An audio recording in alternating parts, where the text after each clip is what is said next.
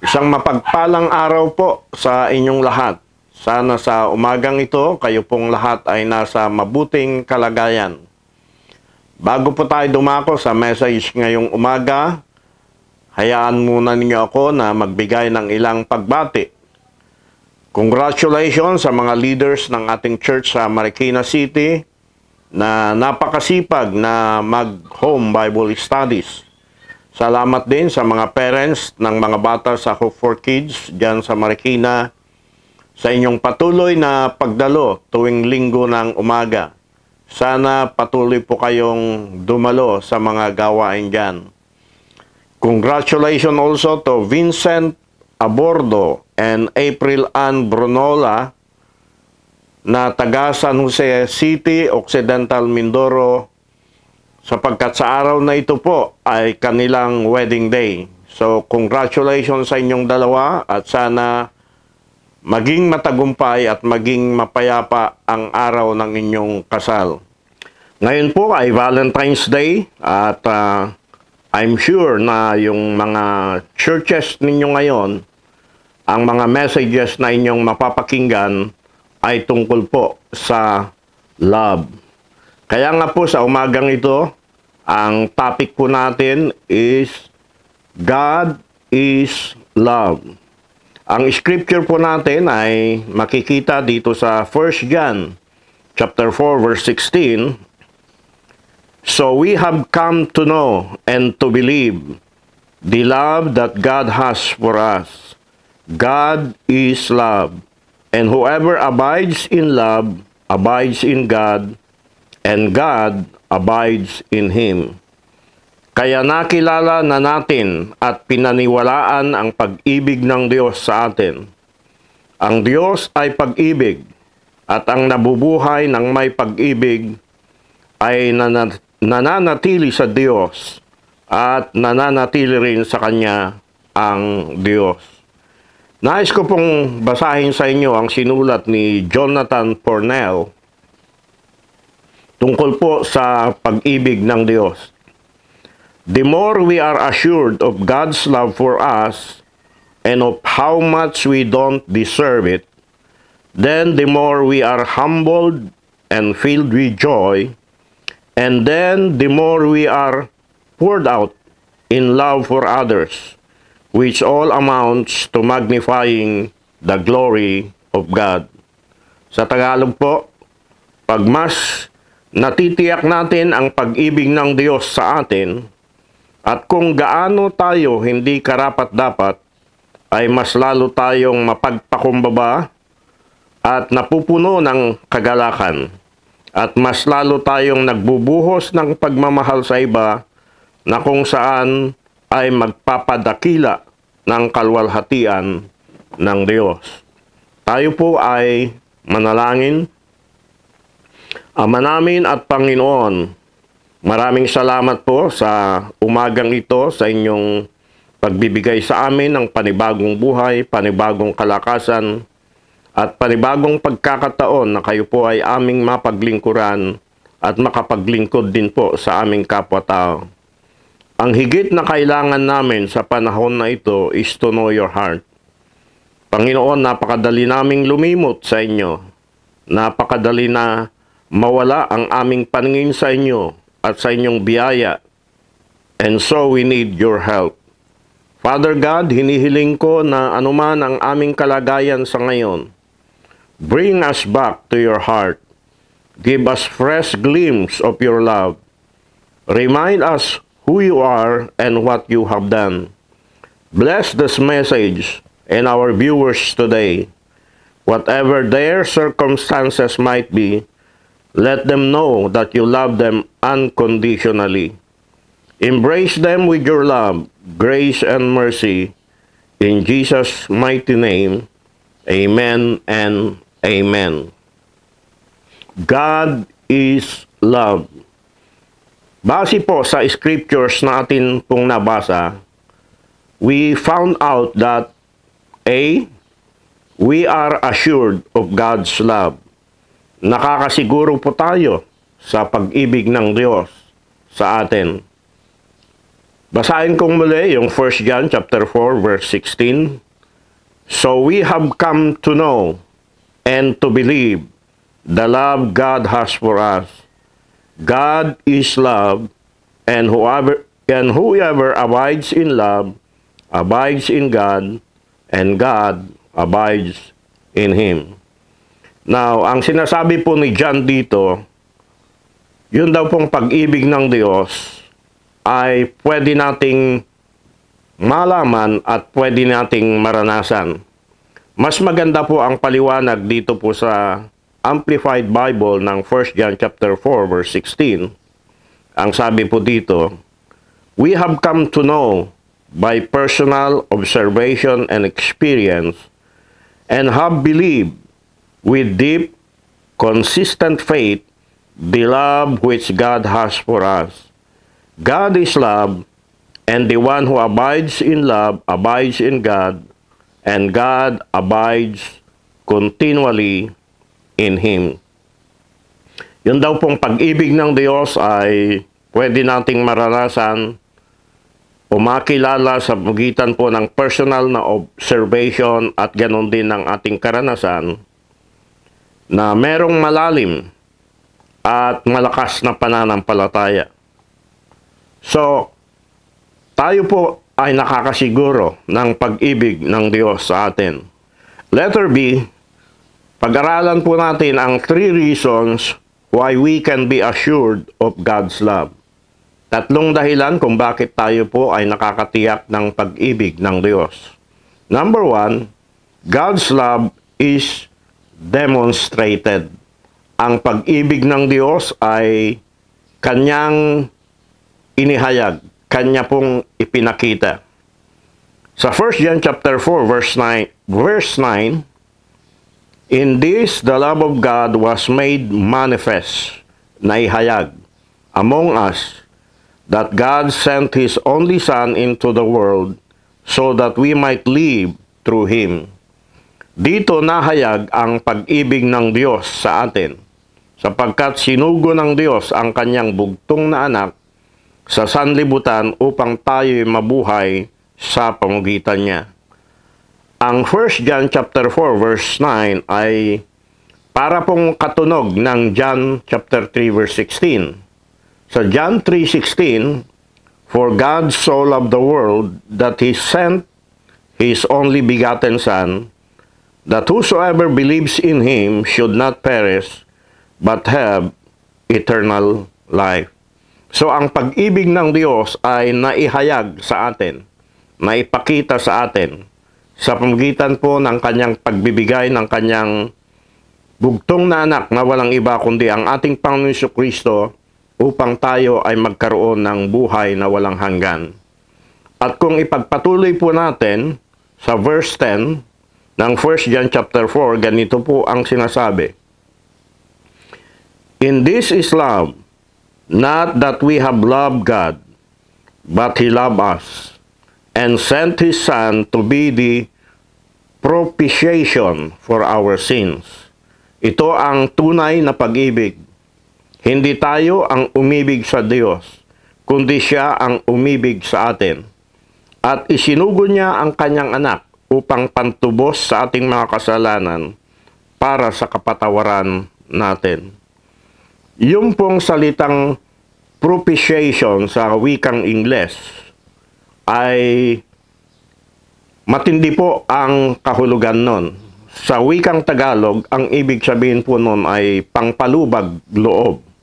Ibig sabihin niyan, the act of appeasing a deity, thus incurring divine favor or avoiding divine retribution.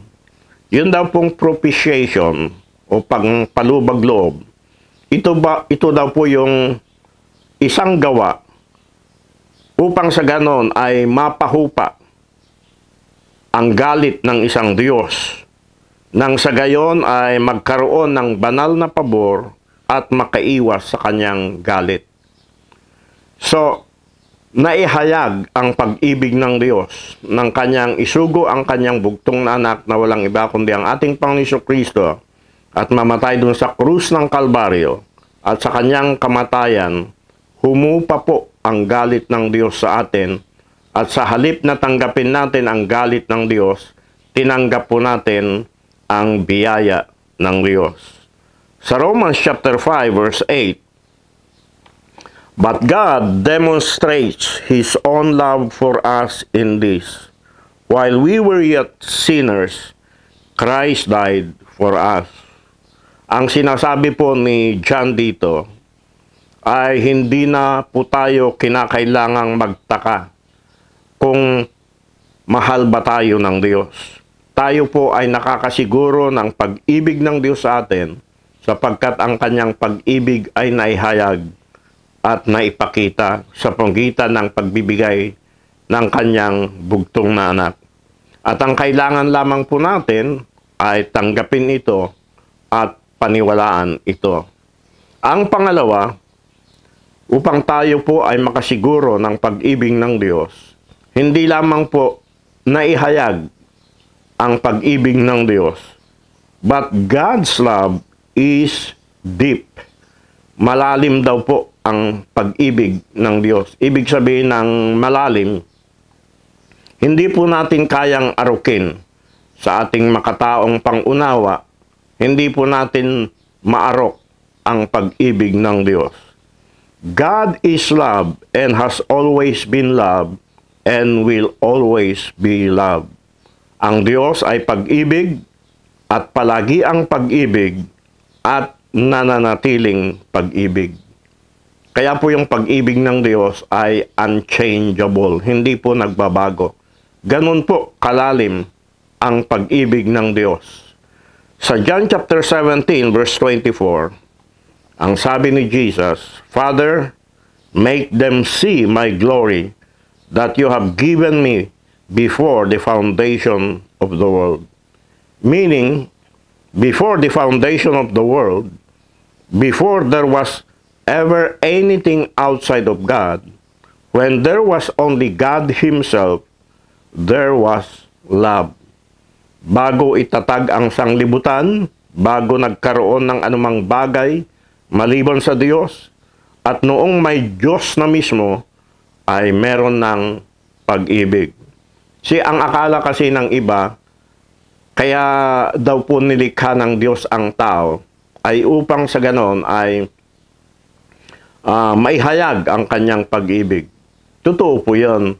Pero bago pa man likhain ng Diyos ang tao, ay naihayag na ang pag-ibig ng Diyos sa pamamagitan po ng kanyang mga nilikha.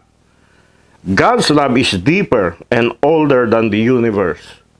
And in fact, the whole reason that there is a universe is because God is love. Ang dahilan daw po, ang buong dahilan kung bakit merong sanglibutan ay dahil ang Diyos ay pag-ibig. Sa Colossians chapter 1 verse 17, ang sabi po ni Paul, "And He Himself existed and is before all things, and in Him all things hold together." Okay? Ang pag-ibig po ng Diyos o sa pamamagitan ni Kristo, siya po ang kumukontrol, siya po ang namamahala. Siya po ang malakas na puwersa upang sa ganon ang sanglibutan ay hindi po magkawatak-watak. Kaya nga po yung mga planeta ay hindi po nag-uuntugan. Sila po ay nasa kanilang landas sapagkat ang lahat ng ito, ang Diyos ang humahawak at namamahala sa lahat ng bagay. So, bago pa man likhain ang lahat ng bagay, ay naroon na si Kristo at sa pamamagitan niya ang lahat ay nasa kaayusan. Sa Ephesians chapter 3 verse 18, Paul said, "This way, with all of God's people, you will be able to understand how wide, long, high, and deep His love is."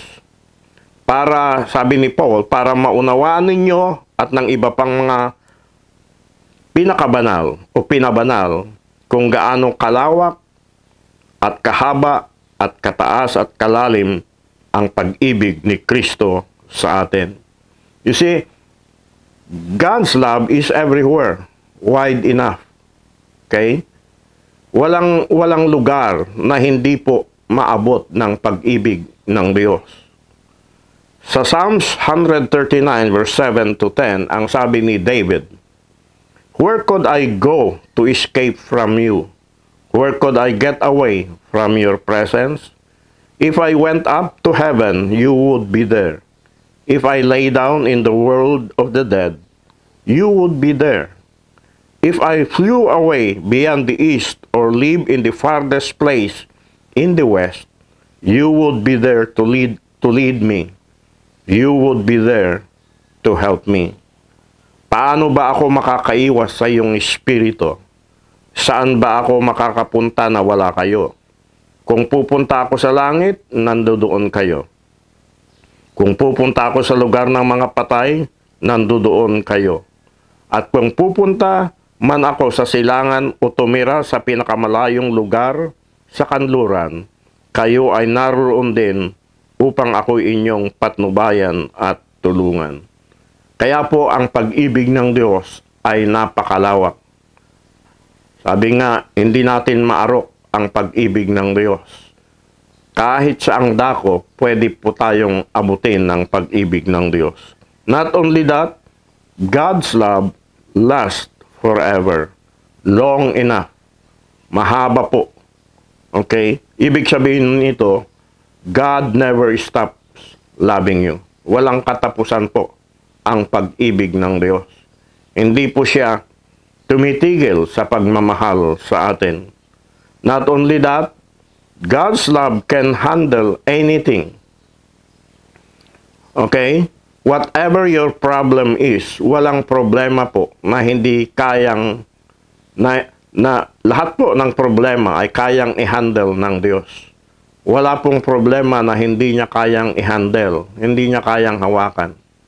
Siya po ay makapangyarihan. That's how high the love of God is.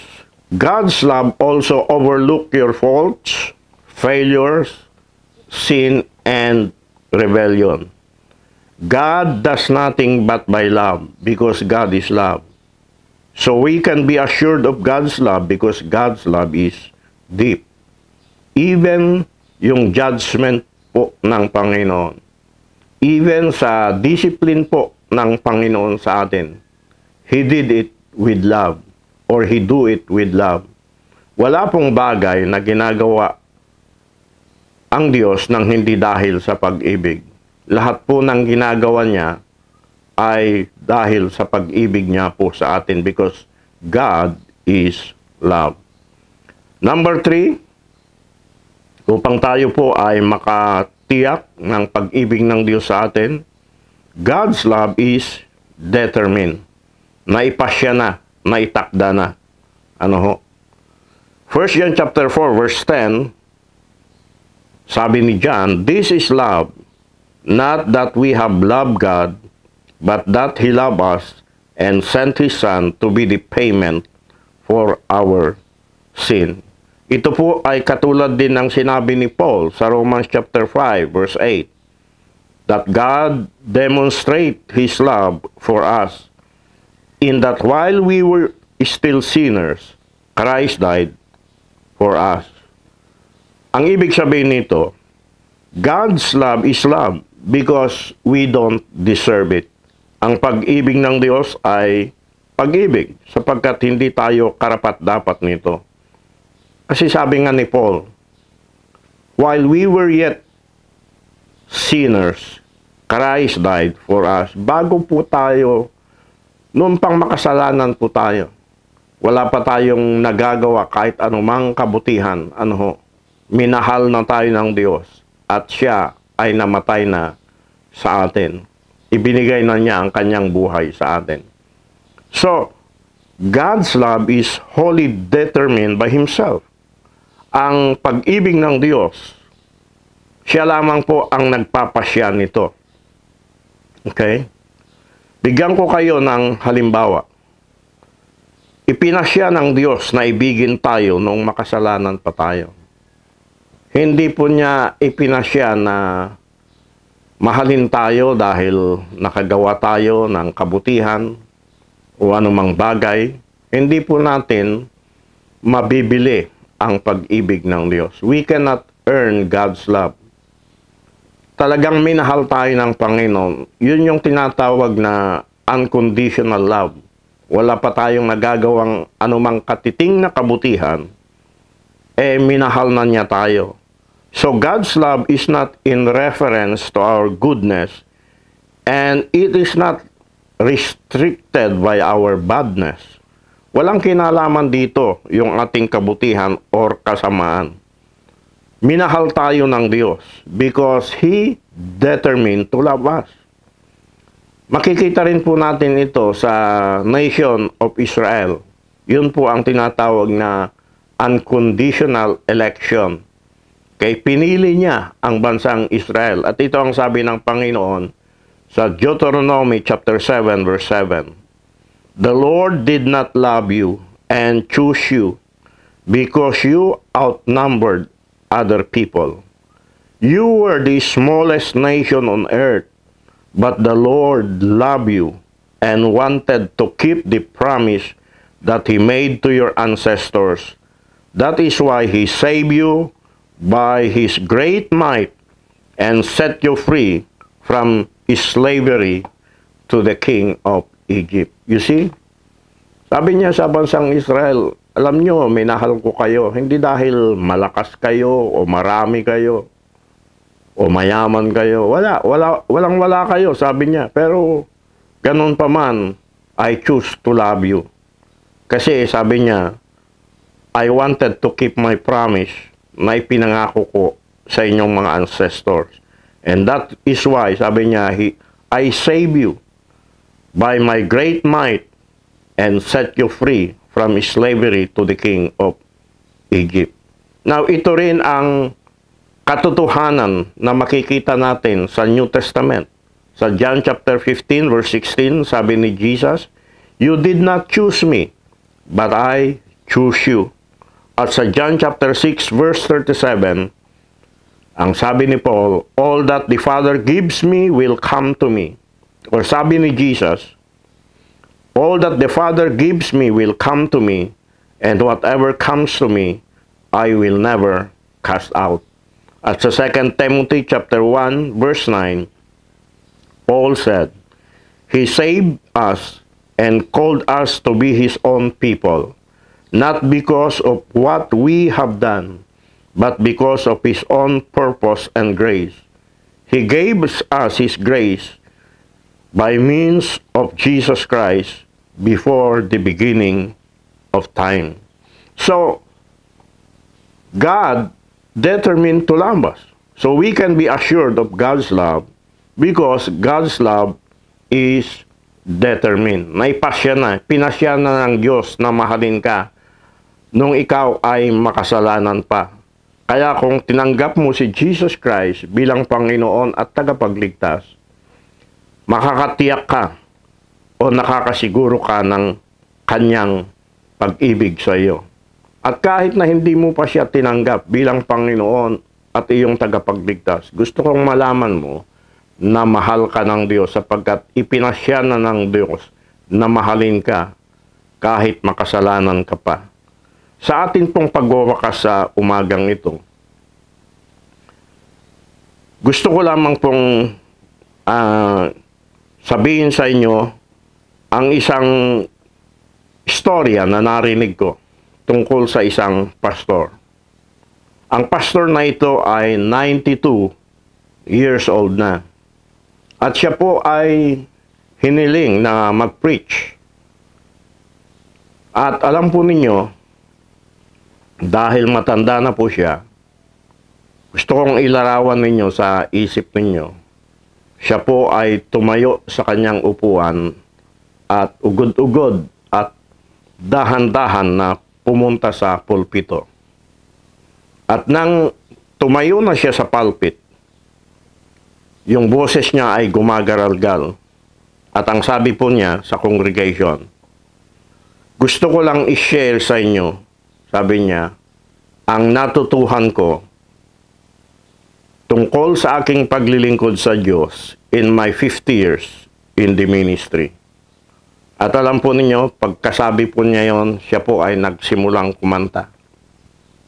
At ang kanta po niya ay ito, kanta po ng mga bata sa Children's Church. Sabi po niya, Jesus loves me, this I know, for the Bible tells me so. Little ones to Him belong, we are weak, but He is strong. Yes, Jesus loves me. Yes, Jesus loves me. Yes, Jesus loves me. The Bible tells me so. Alam po ninyo, nung marinig ko po ito, gusto ko pong sabihin sa inyo, yung pag-ibig ng Diyos is the only thing that makes us thrive in the ministry. Yun po ang dahilan kung bakit lumalago ang ating gawain at tayo po ay nakakapagpatuloy na maglingkod sa Kanya. This is the only thing that makes us excited every day. Bakit po? Sapagkat alam natin na tayo po ay mahal ng Diyos. Siguro kung hindi natin ma-realize yun na mahal tayo ng Panginoon, wala po tayong pupuntahan. Marahil sa umagang ito, kayo po ay nalayo sa Panginoon. Kayo po ay nagkaroon ng failures. Kayo po ay nagrebelde sa Panginoon. Kayo po ay nagkasala sa Panginoon. At inaakala ninyo na hindi na po kayo mahal ng Panginoon. Huwag po kayong lumayo sa Kanya. Lumapit po kayo sa Kanya. Ang gawin lamang po ninyo ay humingi ng kapatawaran, sapagkat hindi po nagbabago ang pag-ibig ng Diyos sa inyo. Wala pong kinalaman ang pag-ibig ng Diyos sa ating kabutihan at sa ating kasamahan. Mahal niya tayo. Ipinahayag na niya ang kanyang pag-ibig sa atin. Ipinakita rin po niya kung gaano kalalim ang kanyang pag-ibig sa atin. At itinakda na rin po niya na mahalin tayo. Hindi tayo pababayaan ng Panginoon. Hindi kayo pababayaan ng Panginoon. So, muli, balikan po natin ang ating topic sa umagang ito, God is love. At napag-aralan po natin ang 3 reasons why we can be assured of God's love. Number 1, God's love is demonstrated.